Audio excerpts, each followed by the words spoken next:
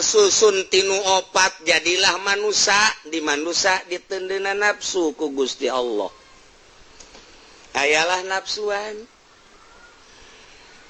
Nafsu eta teh ngabogaan opat sifat. Aya sifat rububiyah, aya sifat syaitoniyah, aya sifat bahimiyah, aya sifat sabuyah.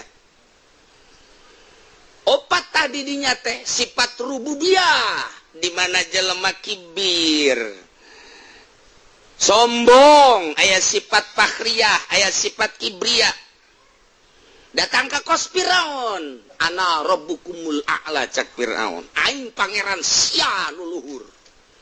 Sifat kibir, sifat sombong, sifat rububiyah nu kos kitu ngaranna. Hayang di alam ku makhluk, ya Allah nu hayang di alam mah. Sombong, ya Allah nu sombong mah.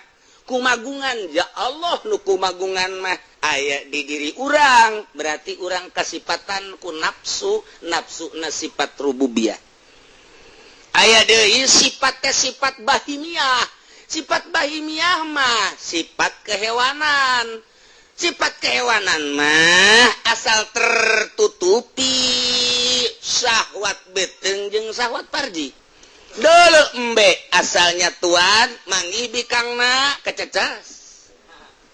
Aya kotok kakak aya mangsana kececas. Kebo kitu kene oe tumpakan kececas. Lamun manusia ngan sakadar hayang sebeuh beteng jeung awewe, berarti ieu teh beda saeutik jeung kebo. Beda tipis. Kebo eta takos kitu tah. Sifat bahimiyah berarti di diri nafsu tah.